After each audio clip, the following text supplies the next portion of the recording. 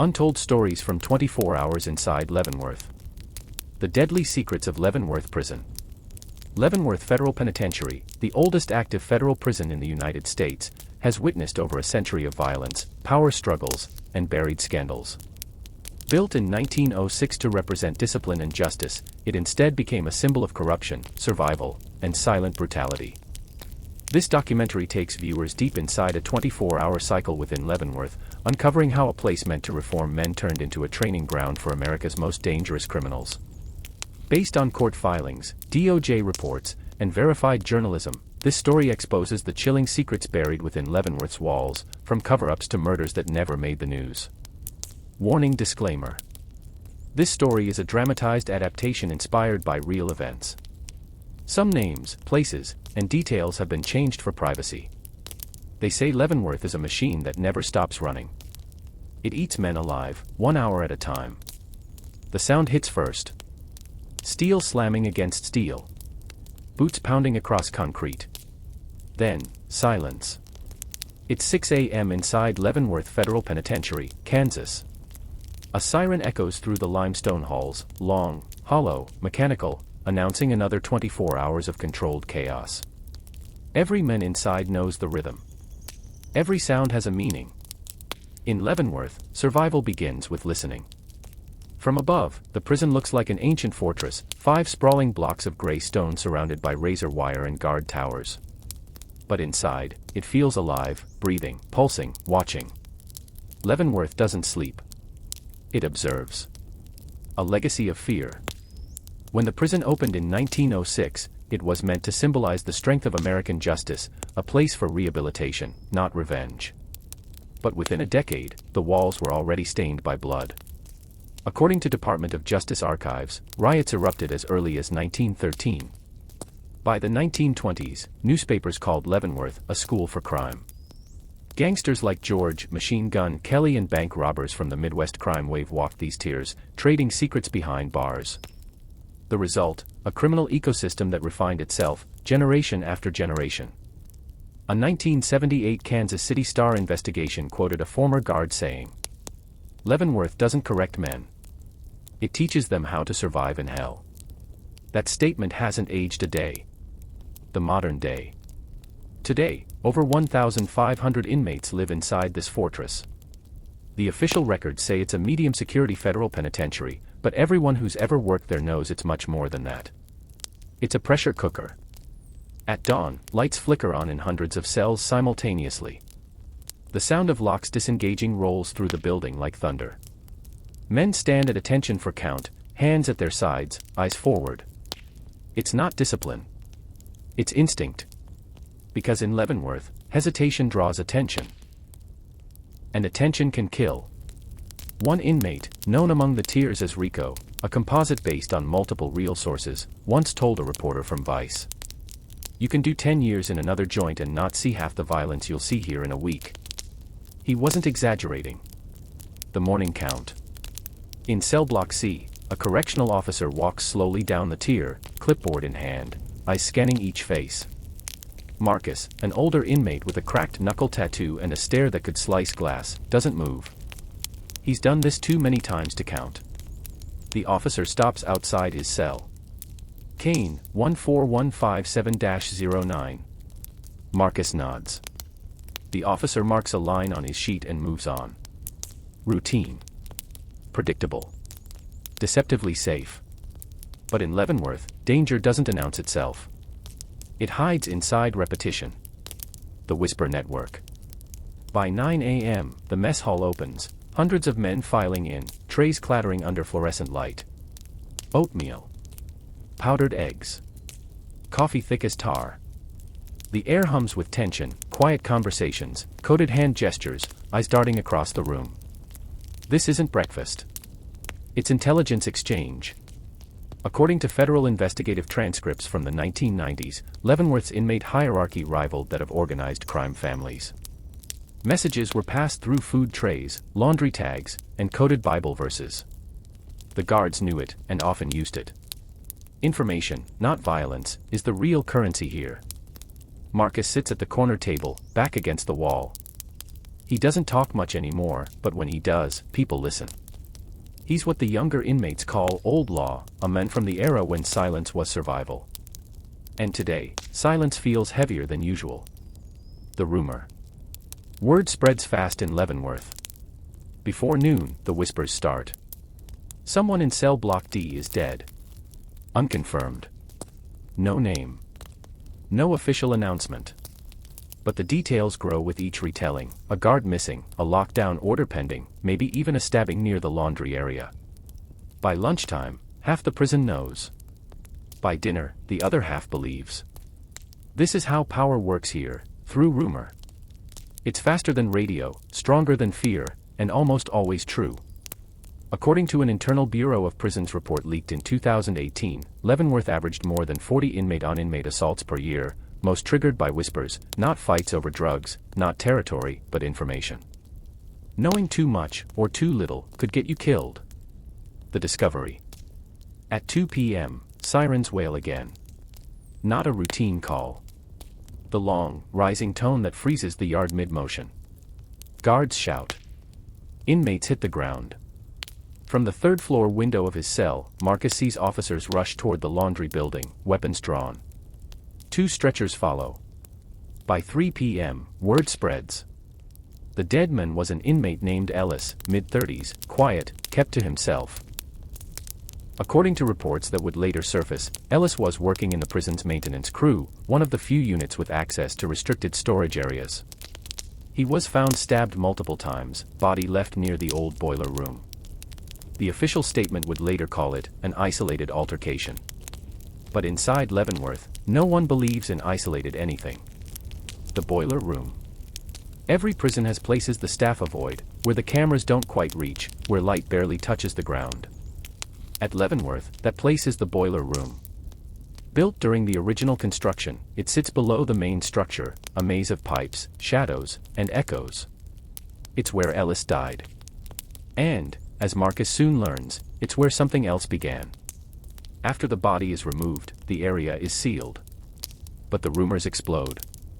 Ellis wasn't killed over drugs or debt. He found something buried, something not meant to be seen. By evening, the lockdown is announced. All units confined. Movement suspended. The loudspeaker crackles with the familiar monotone. This is a facility-wide lockdown. Remain in your assigned areas until further notice. Men shout. Some laugh bitterly. Some go quiet. Marcus leans back on his bunk, staring at the ceiling. He's been through lockdowns before, but this one feels different. He doesn't know why yet, but he will. Because what Ellis found in that basement wasn't just a secret. It was evidence. The unseen truth. According to federal oversight testimony in 2020, multiple investigations into Leavenworth uncovered unauthorized operations in maintenance and storage wings, including evidence of smuggling and cover-ups involving both inmates and staff. What Ellis stumbled upon, according to those reports, might have been part of that same network, a thread that, once pulled, began unraveling everything. But none of that would reach the outside world for months. Because in Leavenworth, truth doesn't travel freely. It crawls, bleeds, and hides, just like the men inside. That night, Marcus lies awake in his cell, the faint hum of generators filling the silence. Outside, sirens fade. Inside, the whispers start again. They killed him for what he found. What did he see? Something in the walls. And in Leavenworth, walls always have something to hide. The discovery in the walls. In Leavenworth, secrets don't stay buried. The walls remember everything, you just have to know where to listen. When the lockdown order came down, everyone thought it was about the murder. But for Marcus Kane, it was something else, something colder, quieter, and far more deliberate. The sirens stopped at midnight, but the silence that followed was worse. It wasn't the silence of order, it was the silence of containment. The kind that meant someone was hiding something. Inside Leavenworth, rumors spread like infection. By sunrise, every inmate knew that Ellis, the man found dead in the boiler room, had stumbled on something he shouldn't have. What no one knew yet was what he'd actually found. The Cell Whisper Network. Marcus sat on his bunk, listening to the muffled voices echoing through the ventilation grates. Every block had its own code, a secret language of taps and whispers passed down through decades of lockdowns. He heard it again, 2 taps, a pause, then 1. It meant news.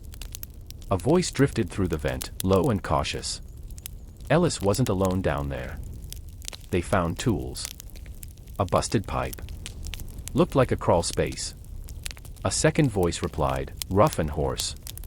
And something was inside the wall. Something they took out before the feds came. Marcus froze. He knew the maintenance tunnels. Every old inmate did. But a crawl space. That was new. He leaned closer to the vent. What was in the wall? He whispered. The voice didn't answer. Instead, 3 sharp taps, danger. The forgotten wing. According to Bureau of Prisons facility records from the 1950s, Leavenworth's original blueprints included a hidden corridor between the laundry wing and the old chapel. It was used for electrical wiring and heat control. Over time, it was sealed, or at least supposed to be. A 2016 DOJ maintenance audit mentioned unmapped access points still existing in the prison's basement, though their exact locations were redacted for security reasons. Ellis had been part of the maintenance detail assigned to that section the week before he died. And if the whispers were true, whatever he'd uncovered inside that crawl space was important enough to kill for. The guard with a secret. Later that morning, Officer Rivera appeared on Marcus's tier, same cold stare, same quiet footsteps. He paused at Marcus's cell. Count time, he said flatly. But as he moved away, something small slid under the door, a folded strip of torn notebook paper. Marcus waited until the corridor cleared, then unfolded it. 4 words. They're searching the chapel. He glanced toward the far end of the block. The chapel hadn't been used in months. Why search there now? The chapel below. That night, the air inside the cell block changed, thick, heavy, like the prison was sweating. Floodlights outside glowed dim behind the fog, casting long shadows across the tiers. Around 2 a.m., Marcus heard boots again. But this time, not the heavy stomp of guards. These were softer, slower, like someone trying not to be heard. He peeked through the narrow window in his cell door. 3 men, not in uniform, moving down the corridor toward the old chapel door. Each carried a small flashlight and a metal case. Marcus's pulse quickened. He'd seen those cases before, forensic kits. The unearthed truth. According to an internal Department of Justice memo obtained by journalists in 2021, forensic teams were occasionally brought into Leavenworth during classified inspections related to ongoing federal investigations. No records of those visits were made public. That night was one of those inspections. Through the vent, Marcus heard the faint clang of tools, the grind of metal on stone, and then a single word whispered between the men. Found it. The sound of a camera shutter followed. Then silence. The next morning, Marcus woke to chaos. Guards rushed the tiers. Doors slammed. All inmates confined. No explanations. Just fear. By noon, the whispers started again. They pulled something from the walls. Looked like a box. Old metal, military type. Marcus didn't know it then, but that box would ignite one of the biggest internal investigations in Leavenworth's modern history. The box. Days later, the story began to leak through the tiers. The box contained records, handwritten rosters, coded letters, and old inventory logs from the 1980s. According to later released court filings from a 2019 corruption probe, those logs matched serial numbers of missing evidence from a federal weapons trafficking case tied to a former warden. The discovery was explosive, but inside the walls, no one celebrated. Because if Ellis had found that box before they did, it explained everything. He hadn't been a victim of inmate violence. He'd been silenced. The setup. By the 3rd day of lockdown, Marcus noticed subtle changes. New guards on the tier. Different meal schedules. Transfers happening quietly in the middle of the night. He'd seen it before, a cover-up in motion. One morning, Rivera appeared again. He didn't say a word. Just tapped twice on the glass, then one, watch. That afternoon, Marcus saw a group of officers carrying large black bins out of the chapel wing, escorted by administrators in plain clothes. No one was allowed near the corridor. A week later, the chapel was sealed shut. The sign outside read, "Under repair." But every man on the tier knew what that really meant. Buried. Again. The fear spreads. By nightfall, tension in the prison hit a breaking point. Inmates shouted through vents and doors, demanding answers. Some claimed to have seen agents in suits leaving through the service gate after midnight. Others swore there were more bodies, hidden, unreported, erased. According to the Kansas City Star's 2020 series on federal prison oversight, multiple inmate deaths at Leavenworth during that decade were classified as unexplained incidents. Official reports listed them as medical emergencies. But medical staff later denied ever seeing those patients. Inside, men stopped sleeping. Stopped trusting. Even stopped eating. Marcus knew the signs, the smell of revolt in the air. He'd lived through 2 riots before. He knew how fast silence could turn into fire. The hidden hand. By the end of the week, something new arrived. A black SUV parked near the staff entrance, escorted by federal marshals. Through the window, Marcus saw a woman step out, sharp suit, clipboard, badge glinting in the sunlight. A new face in a place where faces never changed. Her name was Special Agent Rebecca Holt, at least, that's what the guards whispered. She was from the Department of Justice's Office of the Inspector General. And her presence meant one thing: the secret was out. But Marcus didn't know yet if she was there to uncover the truth. Or to bury it deeper. The countdown begins. That night, the lockdown tightened even further. No movement. No commissary. No mail. The only sound, the hum of the lights and the slow beat of boots in the hall. Marcus lay awake, replaying Rivera's last words. They're searching the chapel. Now, with federal agents inside, and whispers of missing records resurfacing, the question wasn't who killed Ellis, it was what he found that was worth killing for. And as Marcus drifted into uneasy half-sleep, he realized the most terrifying part of Leavenworth wasn't the violence. It was the silence that followed. Because in this prison, silence isn't peace. It's preparation. The cover-up. Every lie in Leavenworth starts with the same phrase, official incident report. And every truth begins the same way, with someone who refuses to stay quiet. The lockdown had stretched into its 2nd week. The stone walls sweated with humidity, and even the guards looked worn thin. Marcus Kane could feel it, the air had changed. Fear wasn't creeping anymore, it had settled.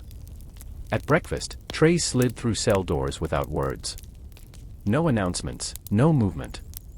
But the silence itself was the announcement: the investigation had gone underground. The paper trail.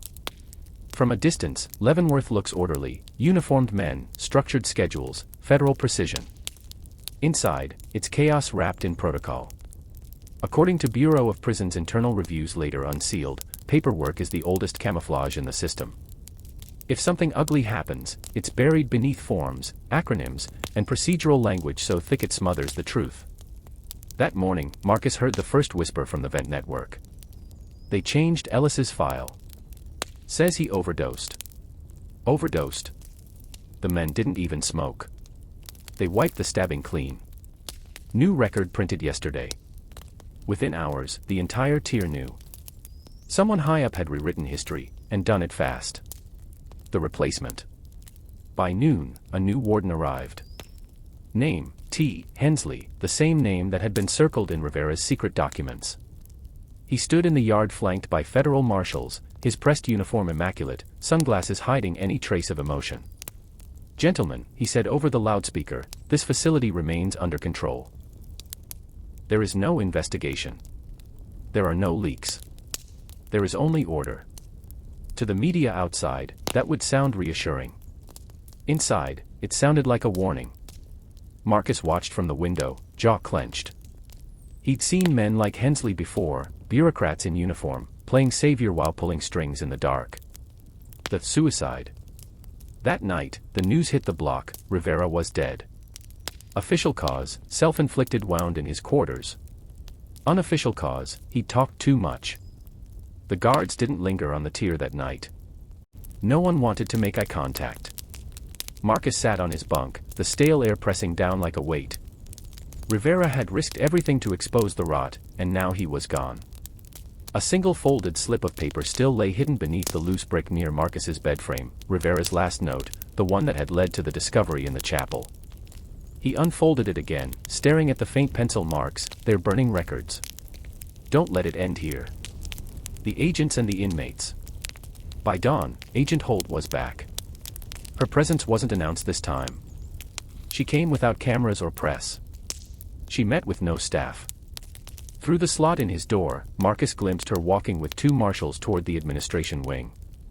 She didn't look like someone investigating corruption, she looked like someone surrounded by it. That night, Holt appeared at his cell door. "Mr. Kane," she said softly. "We need to talk." Inside the empty interview room, she slid a photograph across the table, the burned metal box from the chapel. Half of it melted, but one corner of a document inside was still legible. A line of type read, "Evidence Retention, Contractor Commissary Division, Authorization, Warden T. Hensley." Holt's eyes locked on his. This ties back decades. Smuggling, bribes, falsified inventories. The same supply routes still exist. Marcus's voice was low. "And Ellis found the proof." She nodded. "And they killed him for it." The Shadow Network. According to federal filings from later hearings, Leavenworth's commissary contracts had been under quiet investigation for years. Over-invoicing, counterfeit supplies, even ties to private logistics firms that funneled contraband back inside the prison under legitimate paperwork. But what the public never saw were the names. Those were still classified, and Marcus was sitting on one of them. Holt slid him a sealed envelope. "You're not the only witness left. But the others are disappearing. We need to get you out before you're next." Marcus shook his head. "You pull me out now, and it all dies with me. The walls have to talk, or no one will believe you." Holt leaned forward. "Then make them talk." The riot spark. 2 days later, the inevitable happened.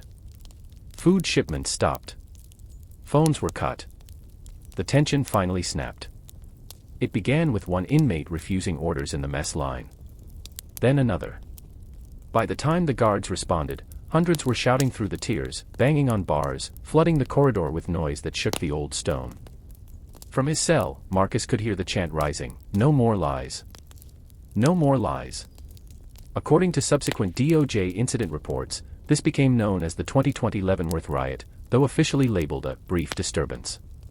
Unofficially, it was the loudest confession the prison ever made. Tear gas filled the corridors. Alarms blared. Windows shattered.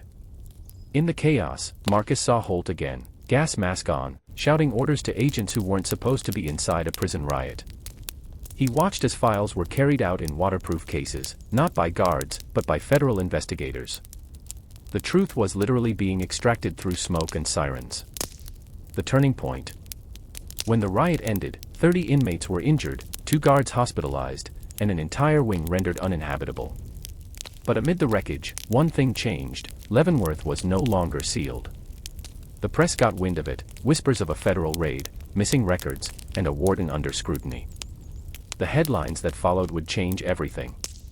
Federal agents investigate possible cover-up at Leavenworth Penitentiary. Anonymous source claims death of inmate linked to evidence scandal. The anonymous source was Marcus.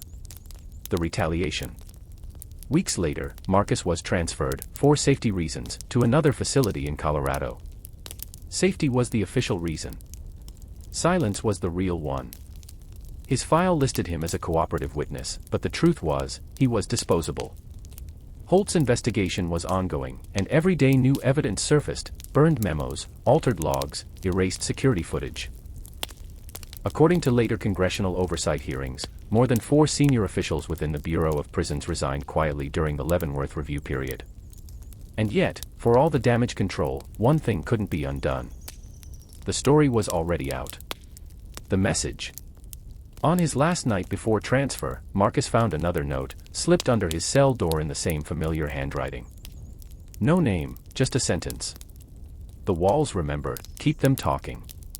He smiled faintly, folding it into his pocket. He didn't know if it was Holt, another guard, or just another inmate who'd heard his story. But it didn't matter. Because for the first time, Leavenworth's silence had been broken. The fall of the fortress. Leavenworth was never just a prison. It was a system built on silence, and silence always has an expiration date. The Kansas dawn broke dull and gray over the limestone towers. Smoke from the previous week's riot still clung to the air, faint and bitter, a reminder of the chaos that had shaken the fortress from within. To most, it looked like calm had returned. But to those who had survived the lockdown, calm only meant one thing: the storm had moved higher.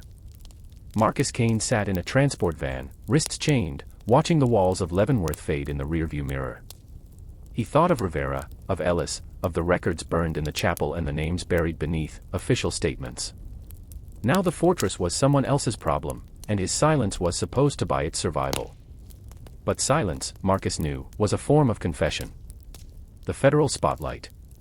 A week later, Leavenworth was no longer a secret. The Department of Justice had launched a full-scale inquiry into administrative misconduct, fraudulent contracts, and evidence tampering. The media swarmed the story like wildfire. Headlines flooded every network. Inside Leavenworth, whistleblower sparks federal probe into decades of corruption. What are they hiding behind the walls? According to the official DOJ statement issued that month, the investigation extended beyond the penitentiary, reaching supply vendors, regional directors, and even members of the Bureau of Prisons Procurement Division. One name kept appearing in confidential reports: Warden Thomas Hensley. The same name Rivera had circled. The same signature on Ellis's fatal maintenance order. The witness. In Colorado, Marcus was kept under a quiet, protective custody transfer. It wasn't much protection. The men guarding him were the same system he'd just exposed. But a few days into his stay, a familiar face appeared at his cell door: Agent Rebecca Holt. She carried a brown folder and the same tired determination. "They're collapsing the whole network," she said. "Half the leadership's been reassigned or retired overnight. But there's one thing left: your testimony." Marcus gave a dry laugh. "You sure you want me talking? I'm not exactly your model citizen." She met his gaze. "You're the only one still breathing." In her folder were copies of Rivera's notes, photographs of the burned files, and still images of the old chapel vault where Ellis had been killed. It was all there, proof that Leavenworth's corruption wasn't rumor or paranoia. It was policy. The hearing. 3 weeks later, Marcus took the stand in a federal courthouse in Topeka, Kansas.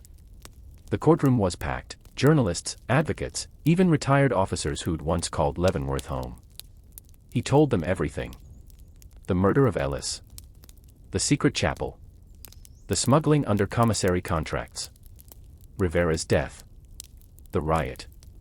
Every detail backed by evidence Holt's team had recovered from digital archives and half-burned files. When he finished, the room fell silent. For the first time, the truth about America's most notorious prison had a voice, and that voice belonged to the men it tried to erase. A week later, Congress demanded a nationwide audit of federal prison operations. The Bureau of Prisons called it a new chapter in transparency. But those who'd seen the inside of Leavenworth knew better. It wasn't reform. It was damage control. The fall of Hensley. According to court filings made public months later, Warden Thomas Hensley was indicted on charges of obstruction of justice, falsification of records, and conspiracy to commit fraud. He denied everything, claiming the documents had been forged by disgruntled employees. But a forensic audit of Leavenworth's procurement database proved otherwise: dozens of falsified invoices traced back to his authorization code. He never went to trial. Days before his hearing, he was found dead in his home. Official cause: self-inflicted gunshot wound. Unofficially, no one believed it. Leavenworth's ghosts had claimed another name: rebuilding the walls.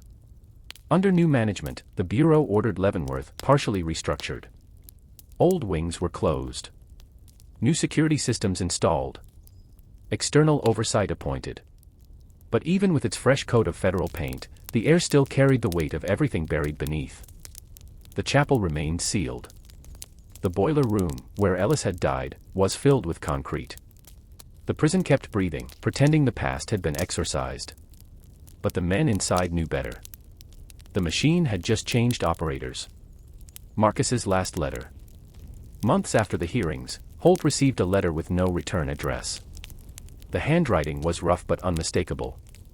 "You said the walls remember. You were right. They're quieter now, but not clean. You can fix a system, but you can't forgive it. Tell them to keep watching, because if Leavenworth taught me anything, it's that justice doesn't live in the courtroom. It lives in what comes after." It was signed, simply, Kane. No one ever heard from him again. The legacy. Leavenworth still stands. A fortress of stone and secrets. Tourists driving past see an old building, a piece of history. But inside, the echoes remain, of men like Ellis, who dug too deep, and Rivera, who tried to make it right. The DOJ's reforms tightened oversight, installed new leadership, and pledged transparency. But even years later, journalists investigating prison reform cite the Leavenworth scandal as the turning point, proof that the system's biggest threat was never violence. It was exposure. At sunset, the last light hits the razor wire, turning it gold for just a moment. The towers cast long shadows across the yard. Somewhere inside, a door slams, the same sound that started it all. Leavenworth was built to hold criminals, Holt would later say in an interview. But what it really held was the truth. And as that truth finally escaped its stone walls, it left behind a message that still haunts the system. You can lock men away, but you can't imprison what they know.